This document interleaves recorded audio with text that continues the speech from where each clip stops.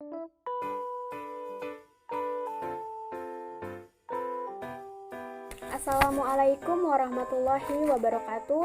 Kami dari kelompok 10 yang beranggotakan Ainun Husnul Khatimah NPM 1911011016, Ongki Dena Fernanda NPM 1911011016, dan Kotiah NPM 1911011043. Kami dari kelompok 10 akan mempresentasikan serta menjelaskan studi kasus terkait bab 12, yaitu strategi menentukan produk. Seperti kita ketahui bahwa produk adalah segala sesuatu yang ditawarkan kepada pasar untuk memuaskan suatu keinginan atau kebutuhan, termasuk barang fisik, barang jadi, pengalaman, kebutuhan, acara, orang, tempat, properti, organisasi, atau bahkan sampai dengan informasi. Nah, di sini kami akan menganalisis perusahaan IKEA, di mana IKEA adalah sebuah perusahaan retail perabot untuk rumah dari Swedia. Analisis SWOT produk IKEA. Produk IKEA dikenal dengan rancangannya yang modern dan kadang terbilang aneh. Salah satu prinsip IKEA adalah mengurangi harga dengan berbagai cara tanpa mengurangi kualitas.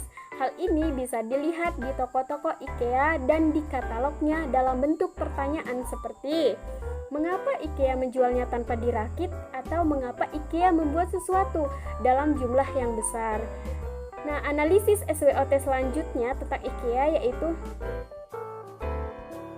Selanjutnya, toko IKEA kebanyakan berbentuk balok biru yang besar dengan jendela yang minim. Penataannya pun biasanya diatur sedemikian rupa agar pengunjung datang dan masuk ke bagian ruang pamer untuk melihat berbagai produk. Kemudian ke market hall, tempat barang-barang kecil, lalu ke gudang untuk mengambil perabot yang akan dibeli, dan akhirnya tiba di kasir. Jalur yang dibuat mengarahkan pengunjung untuk melewati seluruh toko, dan tersedia pula berbagai jalan pintas yang agak kecil. Biasanya, toko terdiri dari 2 lantai dengan ruang pamer atau showroom dan market hall di atas dan gudang di bawah.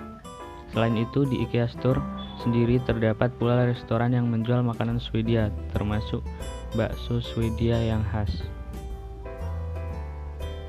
Selanjutnya, IKEA memiliki merek yang dikenal secara internasional yang kuat, menarik kelompok kunci pelanggan demografis. Yang keempat, model bisnis IKEA adalah unik dalam konstruksi dan eksekusi dengan kompetisi langsung. Kelima, sukses telah diukir. Dari nilai harga, arsitektur menawarkan kepada pelanggan produk-produk inovatif dan fungsional. Yang keenam, meskipun operasi gudang besar IKEA beroperasi, ada tingkat dari pengetahuan khusus dalam bidang produk utama, di mana pembelian lebih dipertimbangkan dan memerlukan bantuan seperti instalasi dapur. Baik, selanjutnya akan dijelaskan oleh Ainun. Jadi kesimpulannya yaitu strategi produk yang digunakan oleh IKEA itu mencakup pengambilan keputusan yang terorganisasi melalui merek kemasan dan pelabelan. Dalam merencanakan penawaran pemasarannya, seorang manajer pemasaran di IKEA itu berpikir bagaimana produk IKEA bisa dikembangkan dan masuk ke dalam kriteria produk yang dikenal, di mana IKEA tersebut menerapkan atau melihat dari sisi tingkatan produk sesuai dengan tingkatan yang telah ditetapkan, seperti manfaat produk, produk yang diharapkan, produk tambahan, dan produk potensial.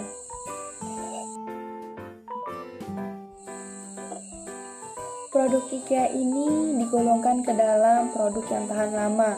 Tentu saja produk ini dapat digunakan dalam waktu yang cukup lama.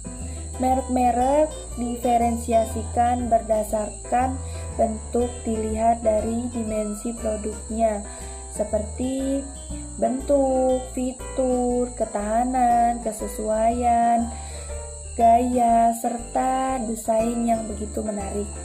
Alat yang digunakan untuk mengembangkan strategi pemasarannya, IKEA menggunakan bauran produk. Perusahaan IKEA juga memasarkan produknya dengan menampilkan produk tertentu. Serta produk IKEA ini dikemas secara terperinci sesuai dengan label yang telah ditentukan. Produk IKEA ini dirancang dengan baik yang dapat menciptakan kenyamanan bagi pelanggan dan konsumennya. Sehingga dengan menentukan strategi produknya, IKEA dapat memiliki merek yang dikenal secara internasional. Sekian.